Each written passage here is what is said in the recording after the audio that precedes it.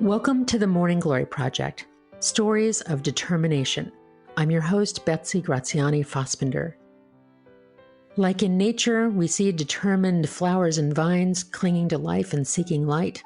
So are Morning Glory people. And in this podcast, I'll interview writers, activists, artists, entrepreneurs, survivors and thrivers, and trailblazers of all kinds. These are folks that have been determined to get over, under, around, and through the obstacles that face them, or to seize the opportunities that come before them. I find these people inspiring and amazing. I know you will too. It's my pleasure today to bring to you not only a wonderful writer, but a dear and close friend. I unashamedly invite people that I love onto this podcast because some of them are just the most amazing people, and this is one of them.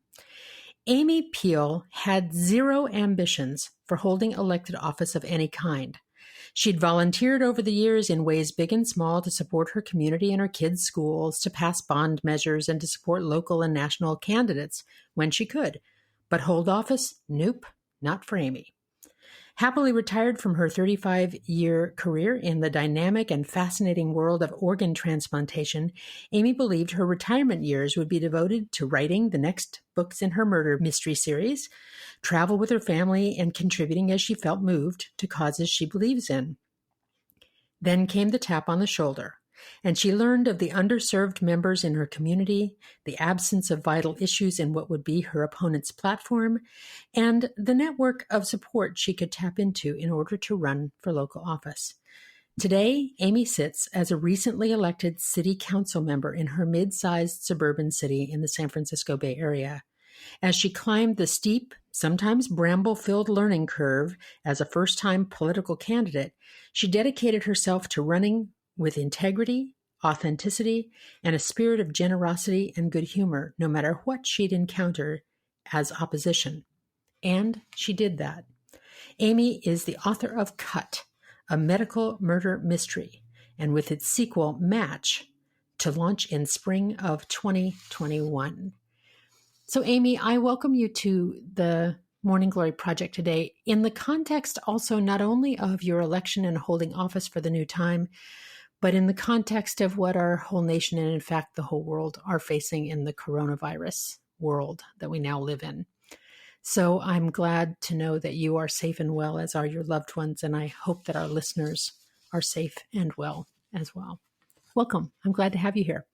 Well, thank you, Betsy. It's an honor, and I've been listening to your podcasts, and each one brings a little inspiration, morsel, or morning glory to my life and gives me the courage to continue to show up and be my best self on most days. So I'm grateful for what your contribution's doing in a bigger way to, I'm sure, a lot of us out there.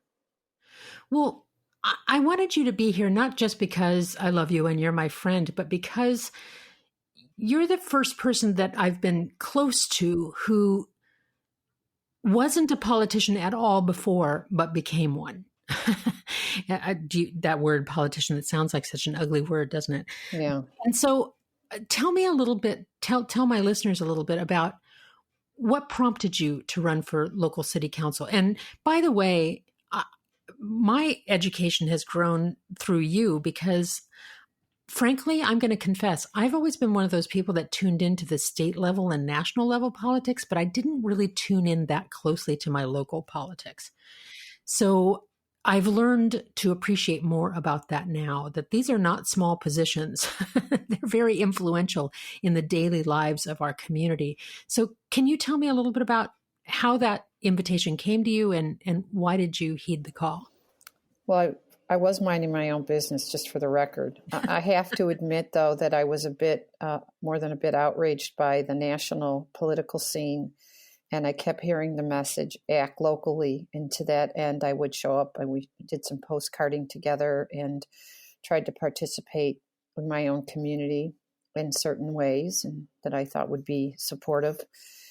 And so that was how I was moving forward. And then our local city did their first district elections, which means they break up the town into smaller bite-sized pieces. I got approached by some people that I've known for almost 25 years who are also civic leaders. I don't call myself a politician. I call myself a civil servant. And they asked if I would consider running for office. I ran into them at a rally at our own city hall around the immigration issues that had disturbed me deeply. And for the record, you and I both went and were there together with other family members to oppose what was happening at the Mexican border, and ran into some local county and city politicians or civil servants. And then next thing I know, I get this email that says, "You are the one." And I promptly responded to this woman that I have a lot of respect for, that she might be taking too many drugs, because I was not the one. And so she was very patient. And then she said, "Well, just meet with me and this other person." And I'm like, "Well, yeah, I just, I don't think you got the wrong person here." And then we proceeded. I said, "Well, sure, I'll sit down, because I have a lot of respect for her and our leadership here." So I did sit down with these two really amazing, bright women, and they proceeded to tell me why they think I would be a good addition to the city council should I decide to run. And I left that meeting, honored, but like, there's no way I would do this, because it's just too much. And we were going to travel, and I'm writing, and, la-di-da, with what my current lifestyle was prior to this. And then something switched over for you. If I recall, it was when you learned about the circumstances of certain people in the community. Well, a couple things. None the least was that you, as a colleague and a friend and a confidant, were someone that I run ideas up and down the flagpole, and I just didn't know if I would have the bandwidth or the ability or anything to do this. And you helped me kind of process the questions that I had in my heart, in my soul, and that I could continue to be a good writer and do the things I love to do, with teaching some yoga and all my other activities. And then I found that one of the folks running wasn't quite up to speed on issues around immigration and climate change, which are really near and dear to my heart. And I got so many people that came out of the woodwork I had no knowledge of, a group called the Resistors, which is a group of women here locally that weren't happy with the last election, so decided that they would get together. This is a group of 30, 40-year-old women with children and careers and busy. And they have rolled their sleeves up and said, "We're going to act locally and support candidates that want to make the city we live in a better city for all, including young families." And they showed up, and they were prepared and interviewed me quite intently. And really, that was the turning point for me, when they said, "We really want you to run. We think you would be great." Of course, they had checked me out one way, up and down, online and around town. And when I saw that kind of energy from these women who, like you, we've been married and raising kids, and boy, I didn't have bandwidth back then to do what they're doing. I thought, if these people believe in me and other people are saying, we can support you, I'm going to do it. I'm going to go for it. I had no idea what that meant when I did it, but I'm guessing it was probably good that you didn't have any idea what that meant, because perhaps had you known all that you've faced in the last weeks and months, you might not have. I'm going with a big no. You're right on that one. If I knew everything I was supposed to do and had to do, and the forms and the people and the da-da-da-da-da-da, I don't even know how people at a county, state, or federal, run for office. They have my full respect, because it is a lot of work. And so for a local city council job in a town of what is our town? 50,000 people, something like that, right? 55,000. Something like that. So this is not a major metropolis. It's a suburb of San Francisco. And I want to talk about the bad stuff for a minute, and then we'll talk about the good stuff. But the bad stuff, the shocking thing for me as a, Betsy Q citizen here, watching you run, I had no idea that for a local, very part-time city council position, that it would cost so much to run. How much did your candidacy cost? All told, the campaign cost about $27,000. My husband, Mark, and I had to take money, or chose to take money out of our retirement. So we are still about $10,000 in the hole. And so you take the money out of your retirement and then you fundraise to pay yourself back. That plus we fundraise to generate the other 17,000, which I hate asking for money, and it's uncomfortable for me. And calling and sending envelopes and knocking on doors and making phone calls and meeting a million people I never met before and showing up prepared to do the best I can. And I think we had 4 candidate debates in our district. Now, our district was about 10,000 people. So only the people in our district of our town could vote. Which is a subgroup from the town of 50,000. Right. So there's 5 districts. So about 10,000, give or take a few. And so the amount of physical, mental learning curve was steep. It was like every day we'd get up. My husband was like the biggest, amazing cheerleader. Without him, I'm sure we would not have won, with his energy and support and love and caring, and folks like you who just kept, come on, let's get this done. Anyway, and the strangers who some have become friends, who believed in me. And the thing with this whole election, Betsy, which I think I'm grateful for, is I didn't come to this with an axe to grind, and I didn't come to it with an agenda. I didn't make any promises at all, except that I would behave civilly and professionally should I get elected to the city council. And I found a lot of beautiful things and amazing things, but like you said, there was also some bumps in the road and things that you scratch your head and go, oh my. What I was also surprised about is that, we watched the mudslinging and the nastiness at the national level and how ugly it gets and those are giant positions of power and huge dollars and all of that at stake. So I was stunned to see that some of that very same stuff happened to you while you were campaigning and even subsequently after winning.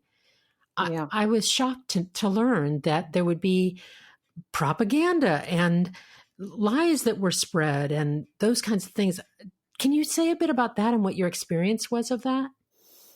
Yeah, I was shocked too that people were making things up about me that were not true and then spreading them far and wide. One couple sent an email to 200 people that said things that weren't true. The good news about that is that in the same neighborhood that this couple lives in, a lot of other citizens responded and said, yeah, we were there. We didn't hear that. That's not what she said. And let's leave the mudslinging to the DC people. So I had these strong advocates people who I'd been meeting and talking to. But yeah, it was pretty shocking. And then some people were angry. I think stepping back a little bit, I was grateful because I have a spiritual practice, a meditation practice that was helpful for me to distance myself a little bit from that toxic waste that was being put into the environment. My poor husband, he was just fit to be tied. Well, he wanted to go punch somebody. Well, I mean, he's not a violent man. Not that he really would do that. I don't mean to imply that literally. I'm just saying I understand the kind of urge he felt to protect you and your reputation and who you are. But I do need to say that what it showed me is there's really strong passion on both sides of the election, and that it helped me make a little more peace with our country's leadership and the people who have chosen it. And that it is, as passionate as I am and you are and your listeners are about whatever it is, as we've learned, there's as many, if not more people sometimes as passionate about the complete opposite.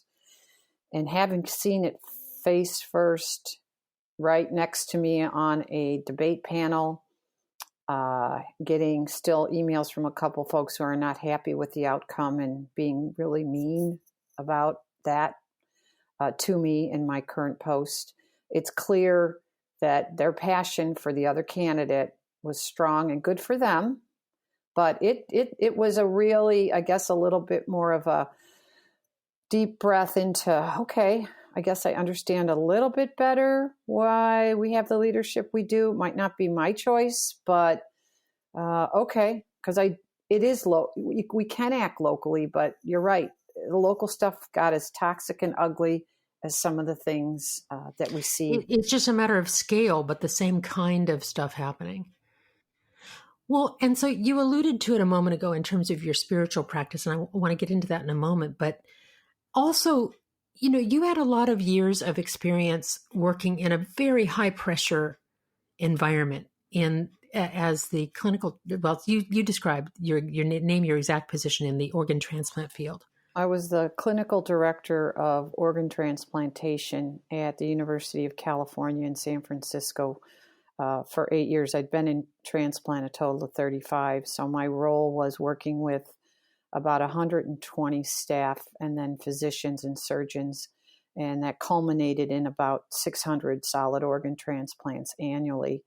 And my job was really making sure the back end of the whole machine worked as efficiently and as flawlessly as possible, dealing with really amazing staff and caregivers to make sure they got what they needed to do their job the best that they could. So it was and at the same time having regulators come visit from the state and the federal government unannounced. And so being ready for all of those things, and at the end of the day, making sure our patients got an organ transplant, and the safety that they need. And just all those spinning plates. So that was my kind of day-to-day job. And as you can imagine, in that kind of an incubator, there's no tolerance for anything less than perfection because there can't be. So you had to leave your ego out on the street, and you had to be a team player, and you had to do everything you could to do the best job every day, day in, day out. That's where I want to linger for just a minute, because I'm guessing that there are a lot of people out there, hopefully a few of them listening here, that don't think themselves qualified to be a civil servant, to run for local office of whatever kind. And yes, of course, there are financial barriers and time barriers, all of those things. But besides those, I'm guessing that a lot of people disqualified themselves, saying, well, I don't have the experience. I'm not a politician. I'm not that. Kind of what you did at the beginning. But the reality is that your experience in navigating difficult circumstances, in negotiating in your workplace, in managing hot personalities and challenging moments and deficits and all of the kinds of things that happen in a high pressure medical environment, those skills are the skills that seemed to set you up precisely for what you do now.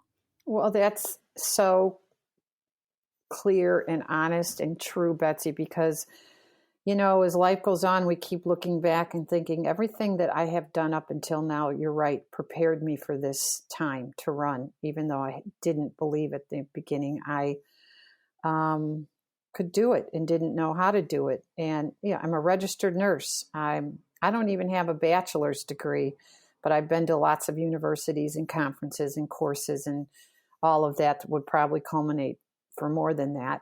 But at the end of the day, my experience working with people, my scarce resources, our scarce resources were organs for transplant. People died if they didn't get them.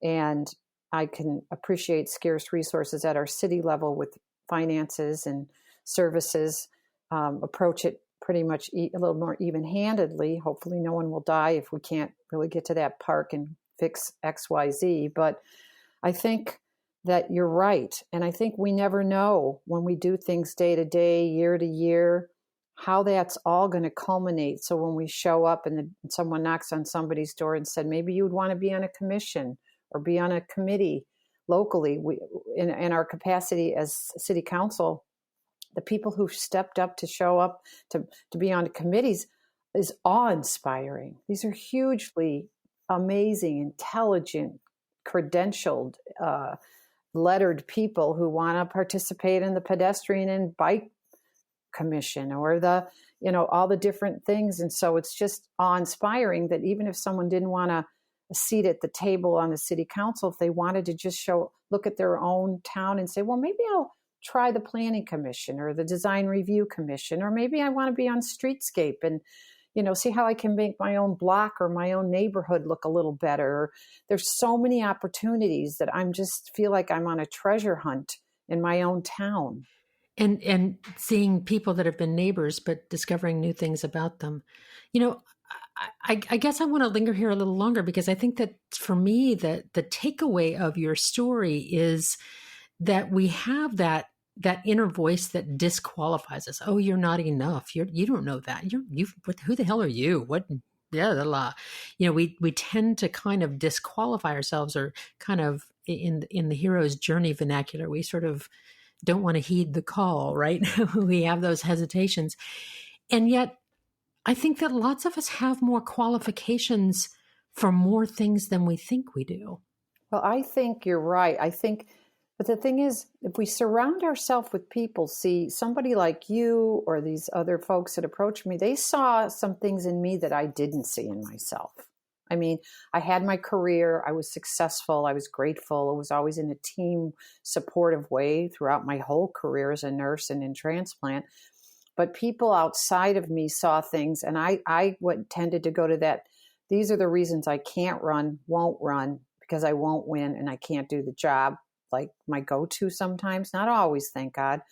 But those were the things I was coming up with. And every time I came up with them, friends, close friends like you, or other people like my husband, or some of the civic leaders would say, you did this, you did that. And I'd go, yeah, I did. I didn't like, oh yeah, hey, I'm putting my arms up and, good for me. Yeah, we're not talking about false bravado here, or people doing things that they're truly not qualified to do, but to say that there are transferable skills, that you had a lifetime of experiences and qualities, personal qualities, that were relevant to this task, even though you'd never imagined it. Those are the words, transferable skills. And I believe now, as I continue, and I'm just new to my post, I'm probably 4 months now, old city council member, is that we all have transferable skills. And that the number of people who, past mayors and city council people, who have stepped up and partnered with me and just held my hand and looked at me, and I ask questions, and I'm not afraid to ask any questions, and they're giving me good information because they've been in the post some 10, some 12 years, that they really want me to succeed because we have a common passion, which is for our city to be the best city we can make it. And that empowers me, so that turned the volume down on the national irritations that are a reality, and I got to turn the volume up locally to try to infuse my energy, my time, my focus on my town. And I love my town. I've lived here 30 years, so I have some skin in the game on that.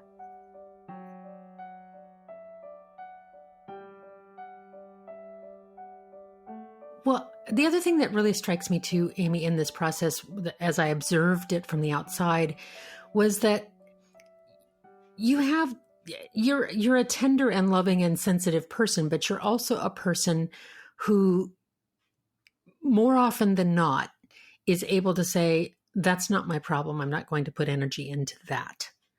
You're able to kind of detach and say, I'm going to let them run that little story in their heads over there, but I got things to do over here. In a way of kind of not taking things personally, though they got really personal in their aggression, but you didn't take it in as real, I guess is what I'm saying. Well, it's true. I know you know the book, The Four Agreements. And one of those is, don't take anything personally. And that's easier said than done, as you can imagine. Well, that's a practice and not a profession, certainly. At least it is for me. I practice it all the time, but I got to say, I got a ways to go. Every day. And then I read every day the 7 Spiritual Laws of Success. And each day it seems like it's a simple law. Like today's the law of detachment.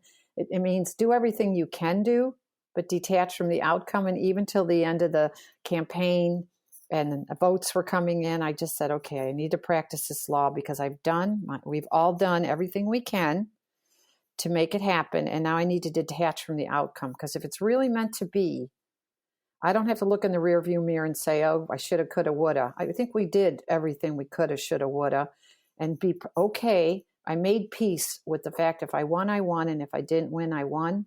And that way it was grounding for me, because I really did truly believe that I could detach from the outcome.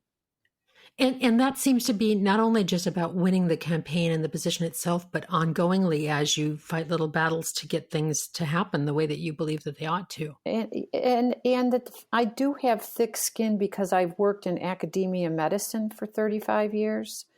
And I've seen people who've lost a loved one, and I've been the one there asking if they would consider donating their loved one's organs. And when you're in that kind of space with somebody, that's the most, to me, sacred space. And they decide to donate organs. My early job was to orchestrate all the events that culminated in organ transplant. And that's kind of my benchmark of reality. Well, that puts a different scale on everything, doesn't it? Yeah. You know, when you've been in those moments where you've asked somebody whose young son just died on a motorcycle accident to donate his heart, somebody making up crap about you for a political campaign must have a lot less meaning. It did. I was like, what? When I heard it. But then when I go back to my upbringing in the transplant world as a young nurse and coordinator and then director, I think, see, these people are waiting for an organ transplant. They are waiting sometimes for another breath, or maybe drinking a whole glass of water or three, and while they're waiting for a kidney, or, you know, trying to breathe through basically a straw when they're waiting for a lung. So these are people who are on wait lists around the world who need organs for transplant. And when you're in that world day in, day out, and trying to make the best decisions and support the team, this political scene that I then decided to jump in the deep end, it's hard. I have a lot to learn. But to me, it wasn't nearly as intense and life-threatening as my prior world. So like we said earlier, everything I had done up until now had prepared me to be sitting in the seat to serve the community. And I'm so grateful for that. Plus, working with surgeons and doctors, you know, they don't mince words. So if you don't have thick skin, honey, you're going to be using a lot of Kleenex, or you need to find a different job. You had a few egos to maneuver around now and then, I'm guessing. Oh, yeah. Oh, yeah. Well, you know, I'm thinking of this quote from Brene Brown, who says, "Do not think that you can be brave with your life and your work and never disappoint anyone. It just doesn't work like that." So it seems to me that when I watch you, you are so brave. You've been brave with your work in organ transplant. You've been brave with your writing as an author, stepping into a learning curve you knew nothing about there, and now brave in this particular position, and mothering your children and all those things. But it seems that you've accepted that some people aren't going to love everything you do. It's true. And I make peace with that. I used to be a terrible people pleaser. I just wanted to make everybody happy, and overcommitted, and did silly things that weren't really smart over the years. But I was pretty much I would say I had my PhD in people pleasing. And with I'd go with therapy, journaling, workshops, introspection, all those things over time. I finally figured out that no matter what, I wasn't going to make everybody happy. And you're never going to make everybody happy. I get it. It's one of those lessons still. Doesn't mean that I don't want to, but there's just times, and I'm already learning in my seat as a council member, that like there's some things I can listen, I can get information, and at the end of the day, I can't stop the construction crew from working on a house that's under construction here, even though we are in this situation where it's a, you know, shelter in home and all the essential versus non-essential things going on. So yeah, I'm learning the lesson over and over again. Seems like the important ones are like that. They're perennial. They keep popping up with new flowers for us to pick, don't they? Isn't that the truth? Well, so I want to ask you two more quick things before we close. And the first one is a practical thing. I know that in addition to your work now in the council and your work as an author, that your heart is still in the organ transplant world. And what can you say to folks about becoming donors? Thank you. I always love that opening. Just make a decision one way or another if you want to be an organ and tissue donor or not. If you do, tell your loved ones, and you can sign up on a national registry, or you can sign up at your driver's license bureau, or you can sign up at many, many places. But just make your best decision. And then when, God forbid, anything happens, they will ask it is a law that they have to ask your loved ones. So just make your decision best you can, and people can honor it. And I'd say that's really the most important thing about practicality. So is there a website or anything that people can go to get the information about how to be a donor? Yeah, well, actually, if you go to my website, amyspeel.com, there is a counter that is part of my website because I write about transplant in my murder mysteries. And I have the number of people waiting, number of transplants, and you can go to the link and sign up. It's very simple. Or you can go to UNOS, UNOS.org, United Network for Organ Sharing.org, and go there. So there's many places. If you just say, I want to be an organ donor, your screen will have a lovely, productive response. Wonderful. And so now to slightly happier, more fun news. You are the author of Cut, a Medical Murder Mystery, and you call it a murder mystery with a mission. Is that how you phrase it? That's correct. A mystery with a mission and a side of humor is how it's been referenced. Nice. So it's called Cut, and it does take place in the organ transplant field, which is a little world that most of us the fortunate among us know nothing about, and that some people know a lot about. But it's an intriguing world for a murder mystery. And your second one, Match, will be coming out in the spring of 2021. Right. It's about kidney transplants and paired exchange, and there is a dead politician, but it's not my fault. It's just the character's fault. I didn't do anything. Well, it's a dead politician, but you do reuse his organs, right? Well, I can't really answer that. They'd have to read the book. Oh, okay. Well, we do want to keep some mystery there. Amy Peele, I adore you personally, and now thank you so much for being part of the Morning Glory Project. I wish you every kind of blessing. Betsy, thank you so much for including me in this esteemed group of amazing interviews, and keep spreading these morsels. We need them now more than ever. So thank you. Before I start with the extra blooms today about my conversation with Amy Peele, I want to give a little bonus bloom. I have a lovely podcast to recommend, and it is Stories That Empower, hosted by Sean Farjadi. Sean is a kind and gentle soul, and he just welcomes the loveliest conversations. I've been honored enough to be on his program, and doubly honored when I look at the other folks that he's had there. So if you're looking for a little bit of peaceful respite and a little bit of inspiration, check out Stories That Empower, hosted by Sean Farjadi. In reflecting on my conversation with Amy Peele, I have to tell the truth here, and that is that because I know her so well and she's such a dear friend, my impressions are informed by the things that I know outside of the interview. And I know Amy to be a person who is really great at assembling the resources she needs. She pulls in experts and knowledge holders and people with experience to fill in the gaps for what she doesn't know. She's great at building a pit crew, and I've seen her do that in a number of different kinds of settings. And so here she was, called to do something she had no ambition for and thought she had no skill for, really. But she did what she always does. She was humble, and she knew what she didn't know, and she knew that she didn't know a lot. So she assembled a group of people around her to help fill in what she didn't know. It makes me think of how many times so many of us likely disqualify ourselves from something. Oh, I couldn't ever do that. I don't know how to do that. I've never done that. I've never thought of doing that. But if we come in it with humility and with the desire to do it well, and we pull in the resources that we can to support us, we might all just really be surprised at what we're capable of doing. We might just be stunned at the capabilities that we have that we didn't even know we had, and the transferable skills and knowledge and experience that we have from other arenas into the new one. You might be called right now to things that you didn't think that you would ever do or want to do. In fact, during this pandemic and this time of social isolation, a lot of us are being called to do things that we didn't think we could do.